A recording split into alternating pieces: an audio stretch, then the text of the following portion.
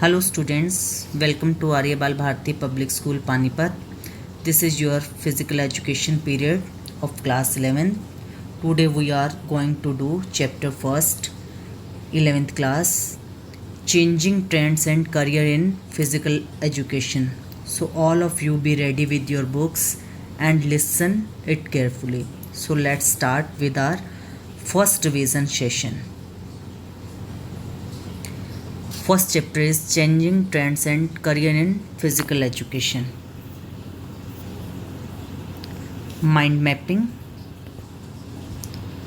What is meaning of physical education? Physical education can be referred to an educational process which aims to develop human personality through activity. इसका मतलब कि शारीरिक शिक्षा का अर्थ है क्या? शारीरिक शिक्षा उस शैक्षणिक प्रक्रिया से संबंधित है जहाँ पर क्या है, विभिन्न प्रकार की गतिविधियों द्वारा मनुष्य के व्यक्तित्व का विकास किया जाता है. मनुष्य के व्यक्तित्व का विकास ही शारीरिक शिक्षा का विकास या शारीरिक शिक्षा का अर्थ कहलाता है.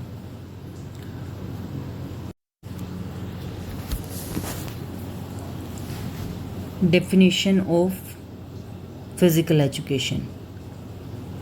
डेफिनेशन ऑफ फिजिकल एजुकेशन, शारीरिक शिक्षा की परिभाषा. According to Charles A Butcher, मतलब चार्ल्स ए बुचर के अनुसार शारीरिक शिक्षा की परिभाषा है क्या? फिजिकल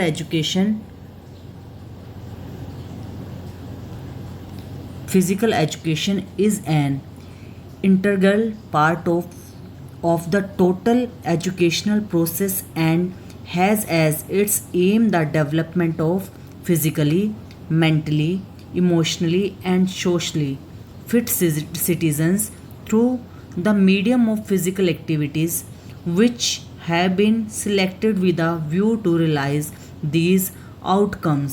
इसका मतलब ये हुआ कि शारीरिक शिक्षा का संपूर्ण शैक्षणिक प्रक्रिया का एक प्रमुख भाग है. मतलब इसे हम कह सकते हैं कि जो शिक्षा की प्रक्रिया का एक महत्वपूर्ण भाग शारीरिक शिक्षा को माना गया है, जिसका उद्देश्य क्या है? इसका उद्देश्य ये है कि शारीरिक प्रक्रिया के माध्यम से कि शारीरिक शिक्षा है उसके माध्यम से हम क्या कर सकते हैं, हमारे जो नागरिक हैं उनकी क्या क्या चीज़ें डेवलप कर सकते हैं. फर्स्ट है नागरिकों का फिजिकली मतलब शारीरिक, मेंटली मतलब हम उनका मानसिक, इमोशनली भावात्मक एंड सोशली मतलब उनका सामाजिक विकास कर सकते हैं. और क्या है, इनके परिणामों को देखकर ही हम उन्हें चुन सकते हैं. ये थी definition according to Charles A Butcher. Charles A Butcher का कहना है कि शारीरिक शिक्षा का संपूर्ण भाग जो है वो शैक्षणिक प्रक्रिया का ही महत्वपूर्ण भाग है, जिसका संबंध क्या है, एक अच्छे नागरिक को तैयार करना जो शारीरिक, मानसिक, सामाजिक, भावात्मक सभी पक्षों से एक स्वस्थ नागरिक को बनाना. अब नेक्स्ट टॉपिक हमारे पास आता है significance of physical education program in school. कि स्कूलों में किस प्रकार से शारीरिक शिक्षा के जो कार्यक्रम हैं उनके क्या महत्व हैं, इसके क्या महत्व हो सकते हैं, जरा ध्यान से देखें आप. फर्स्ट इसका जो इम्पोर्टेंस है हमारे पास, इम्प्रूव्ड फिजिकल फिटनेस. फर्स्ट क्या है इसका, इम्प्रूव्ड फिजिकल फिटनेस मतलब एक व्यक्ति की तंदुरुस्ती का सुधार करना. अब सेकंड हमारे पास जो आएगा, second skill development. Skill development मतलब स्किल डेवलपमेंट का मतलब है उनके कौशल का विकास करना, कि किस प्रकार से जो उनके कौशल है उनको किस प्रकार से डेवलप कर सकते हैं. थर्ड हमारे पास आता है स्ट्रेंथन्स पीर रिलेशनशिप, मतलब समक्ष संबंध सुदृढ़ किस प्रकार से कर सकते हैं हम, उनके जो बढ़िया रिलेशन हैं उनको किस प्रकार से और ज़्यादा अच्छा बना सकते हैं, मजबूत बना सकते हैं. नेक्स्ट हमारे पास आता है रिड्यूस स्ट्रेस, कि किस प्रकार से हम शारीरिक शिक्षा के द्वारा तनाव में कमी, स्ट्रेस होता है तनाव को कम कर सकते हैं. फिफ्थ हमारे पास आता है improved self confidence and self esteem, self confidence का मतलब हुआ आत्मविश्वास, और सेल्फ एस्टीम का मतलब हुआ आत्मसम्मान। और शारीरिक शिक्षा के प्रोग्राम्स के द्वारा हम एक व्यक्ति का किस प्रकार से आत्मविश्वास और आत्म सम्मान में सुधार कर सकते हैं। सिक्स्थ हमारे पास है डेवलप्स एथिकल ट्रेड्स, मतलब उनके नैतिक गुणों को, एथिकल ट्रेड्स होता है नैतिक गुण, किस प्रकार से हम उनके नैतिक गुणों का विकास कर सकते हैं। आपको भी पता है कि नैतिक गुण कौन कौन से होते हैं, सच्चाई है, ईमानदारी है, ये सारे इस प्रकार, भाईचारे की भावना है, ये सारे एथिकल ट्रेड्स होते हैं जो नैतिक गुण कहलाते हैं। तो आपको पता है कि जिस प्रकार हम फिजिकल एक्टिविटीज़ में पार्टिसिपेट करते हैं तो ये सारे जो गुण हैं वो सारे गुण इसके साथ साथ विकसित होते हैं, जिसे हम क्या कहेंगे, डेवलप्स एथिकल ट्रेड्स कहेंगे। सेवेंथ है इम्प्रूवमेंट इन एकेडमिक परफॉर्मेंस, हम इसमें एकेडमिक परफॉर्मेंस के प्रदर्शन में भी सुधार कर सकते हैं। एकेडमिक प्रदर्शन मतलब शैक्षणिक प्रदर्शन जिसे कहेंगे, मतलब हम इसे खेलों में तो सुधार करते ही करते हैं, उसके साथ साथ हम शैक्षणिक प्रदर्शन को भी सुधारते हैं, हम और अच्छा सीखने की कोशिश करते हैं। नेक्स्ट है breaks monotony and helps to focus, जो इसमें हमारे पास निरस्ता होती है उसको हम ख़त्म करते हैं, और अपना जो फिज़िकल एजुकेशन है वो हमारी जो निरस्ता होती है जिसमें हमें मज़ा नहीं आता, उन चीज़ों को कम करती है। और क्या करती है, हमारी कंसंट्रेशन पावर या हेल्प्स टू फोकस, हमें ध्यान केंद्रित करना सिखाती है। आपको पता है जब हम फिज़िकल एक्टिविटीज़ में पार्टिसिपेट करते हैं तो हम जब नीरस हो रहे होते हैं, जब हमारा कहीं मन नहीं लग रहा होता, तो वो हमारा ऐसा सब कुछ ख़त्म हो जाता है, क्योंकि फिज़िकल में जब हम एक्टिविटीज़ करते हैं तो अपने आप से हमारा मन लगता है। तो जब हमारा किसी काम में मन लगेगा तो हमारा ध्यान भी उस जगह केंद्रित होगा। तो इस तरह से हमारी ये ध्यान क्षमता को भी बढ़ाता है। नाइन्थ है हमारे पास learn the importance of staying healthy, ये हमें क्या सिखाता है, स्वस्थ रहना सिखाता है कि किस प्रकार से हम स्वस्थ रहने के जो महत्व हैं, इम्पोर्टेंस ऑफ स्टेइंग हेल्दी, कि स्वस्थ रहने के महत्व के बारे में बताता है कि अगर हम स्वस्थ रहेंगे तो हमारा हर किसी काम में अच्छा मन लगेगा, परफॉर्मेंस अच्छी रहेगी, रिजल्ट्स अच्छे आएंगे। तो इस तरह से हमें स्वस्थ रहने के बारे में भी बताता है। नेक्स्ट है लर्न अबाउट न्यूट्रिशंस, आपको पता है जब खेलों के कार्यक्रमों में हम पार्टिसिपेट करते हैं फिजिकल एक्टिविटीज़ में, तो हमें क्या है, आहार संबंधी जो विषय है उसके बारे में भी मतलब पता चलता है, किस प्रकार से खेलों में हम भाग लेते हैं तो हमारी डाइट कैसी होनी चाहिए, बैलेंस डाइट क्या होती है। तो ये सब सारा कुछ हमें कहाँ से पता चलता है, जब हम फिज़िकल एक्टिविटीज़ में पार्टिसिपेट करते हैं। तो फिज़िकल एक्टिविटीज़ में पार्टिसिपेट करते हुए हमें न्यूट्रिशंस के बारे में भी पता चलता है। नेक्स्ट है हमारे पास बेटर स्लीप, आपको पता है कि अगर हम दिन भर काम करेंगे, अच्छी एक्टिविटी करेंगे, तो हमारी क्या है, नींद भी बढ़िया होगी। नींद बढ़िया होगी तो जब हमारी नींद अच्छी होगी तो हमारा मेंटल लेवल बढ़ेगा, माइंड रिलैक्स होगा, और मेंटल लेवल इम्प्रूव होगा तो हमारी लर्निंग पावर इम्प्रूव होगी। तो इस तरह से कह सकते हैं कि बढ़िया नींद लेने से हमारा मानसिक स्तर बढ़ता है।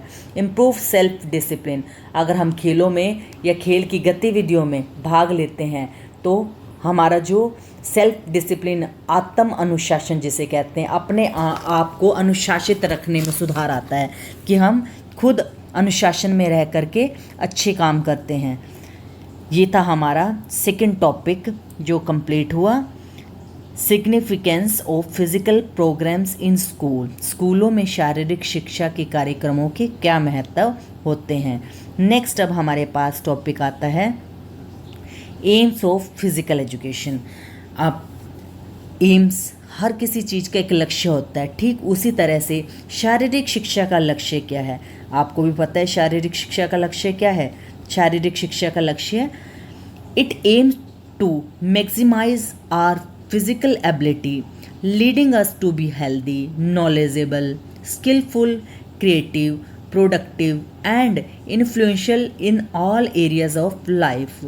इसका मतलब हुआ कि शारीरिक शिक्षा का जो लक्ष्य है वो क्या है, फिजिकल एबिलिटी, हमारी शारीरिक योग्यता को क्या करना और अच्छे स्तर पर ले जाना, ठीक है ना। इट एम्स टू मैक्सिमाइज, और अच्छे स्तर पर लेके जाना। Leading us to be healthy, कि जिससे हम क्या हो सकें, कि हम और ज़्यादा स्वस्थ हो सकें।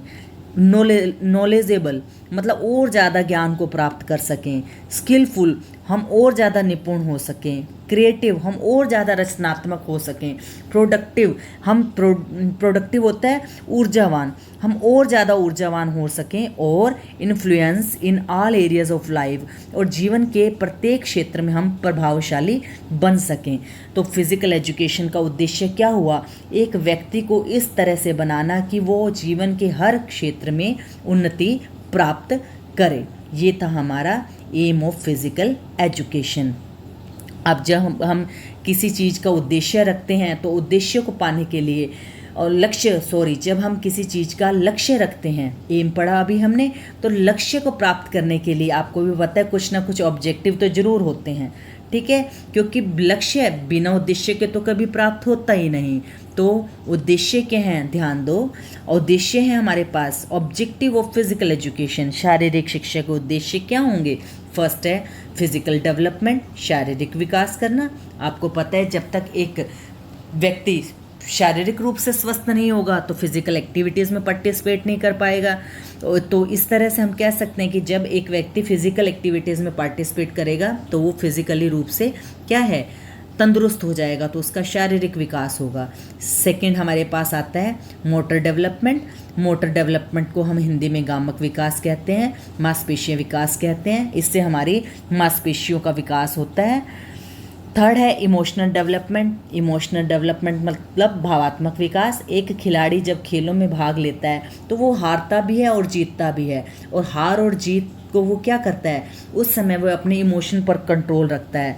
ना तो वो हारने की बहुत ज़्यादा खुशी मनाता है,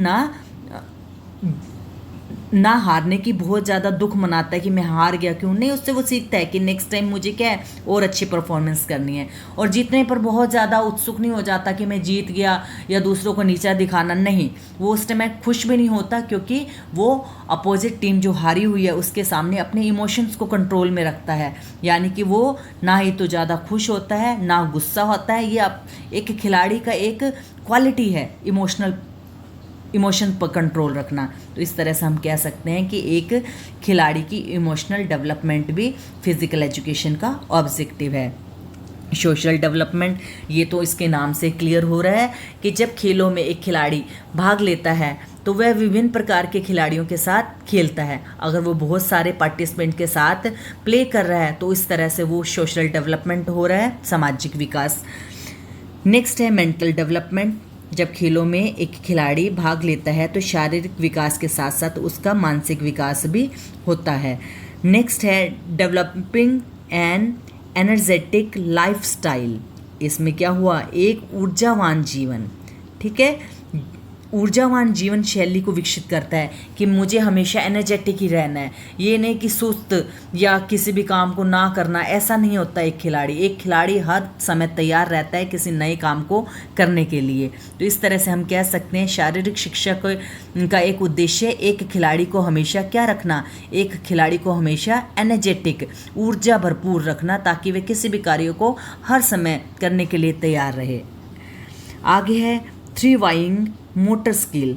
थ्रिवाइंग मोटर स्किल्स क्या होते हैं? प्रेरक जो दक्षताएं हैं उनका विकास करता है, जो प्रेरणादायक होती हैं। ऐसे दक्षताओं का, ऐसे क्षमताओं का विकास किसके थ्रू होता है? शारीरिक शिक्षा के द्वारा किया जाता है।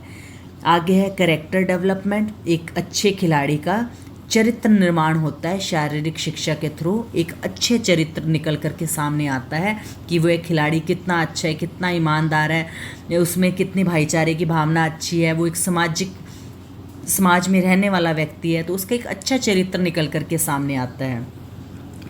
लास्ट हमारे पास है बीइंग अ बेटर सिटीजन। जब ये सभी उद्देश्य को एक खिलाड़ी प्राप्त कर लेता है तब वो बन जाता है एक अच्छा नागरिक। तो एक अच्छे नागरिक को बनाने के लिए शारीरिक शिक्षा का बहुत ज़्यादा महत्व है कि बिना शारीरिक शिक्षा के अगर हम कहें कि एक व्यक्ति का चहुमुखी विकास संभव है तो शायद नहीं है। एक जो व्यक्ति खेलों से संबंधित है तो उसका चहुमुखी विकास होता है, शारीरिक भी, मानसिक भी, सामाजिक भी, भावात्मक